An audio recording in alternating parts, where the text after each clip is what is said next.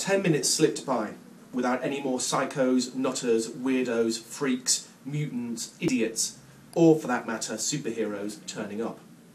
Lunch hour was almost over, and it was time to go to their afternoon lessons. "So what do you reckon?" said Alexander in a sensible, summing up kind of voice. Began Melvin, but never got any further. For at that moment the door burst open and a terrifying demon, a whirling, caterwauling ginger menace was upon them. "Ah!"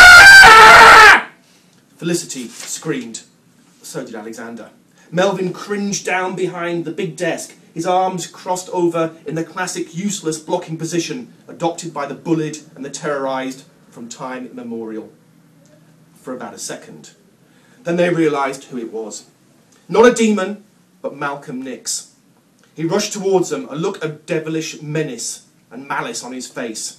His right hand was raised above his head, as if he was about to strike them, a blow with a terrible weapon, a huge mace perhaps, or a battle axe, or Thor's hammer. What he held in his hand was a tortoise. Malcolm continued his onward rush, leapt panther-like onto the desk, fell clown-like back on the floor, climbed goat-like back on the desk, and stood there towering above the other three, the tortoise still in his hand, its scaly arms and legs fully retracted, as if the reptile knew the grisly fate that awaited it. "What the heck are you playing at, Nix?" said Alexander, rapidly recovering his limited cool.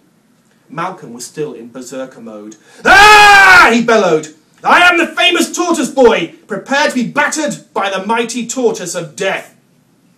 "Are you seriously suggesting," said Melvin, "that you're going to hit us with, what's his name?" "Cedric," said Felicity. "And he better not, or I'll tell the RSPCA. Hitting people with tortoises is against the law." Malcolm climbed down from the desk. "You were worried though, weren't you?" he said.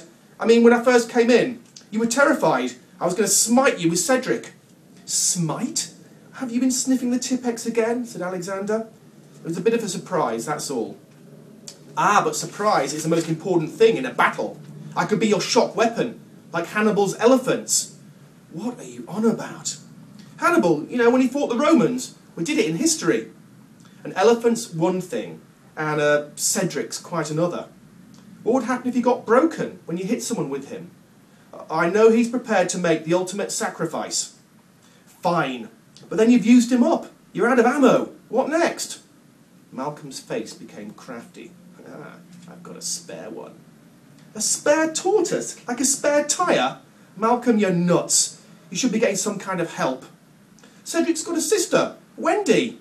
"Oh, and you think this Wendy would be prepared to work with you after you've smashed her brother to a bloody pulp?"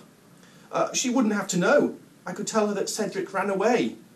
"What, he was too quick for you, was he?" "So," said Malcolm, ignoring the question, "when do we start saving the world?" "I'm sorry," said Alexander sadly, "but we can't waste any more time. There are important things for us to do." "Oh, go on. Please, let me join." "Malcolm," said Alexander, more severely this time, "you're a fantasist and a bit of a liar. You pretended to be a shapeshifter, and then you acted like hitting people with tortoises made you a hero. We can't use you. Goodbye."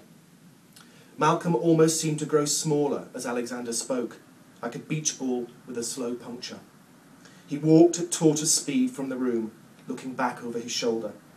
Alexander pointed silently out towards the corridor, and Malcolm was gone.